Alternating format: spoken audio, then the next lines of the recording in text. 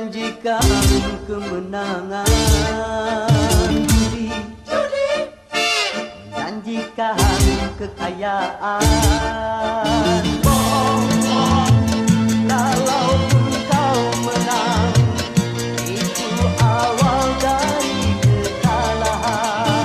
Bohong, kalaupun kau kaya, itu awal dari kemiskinan.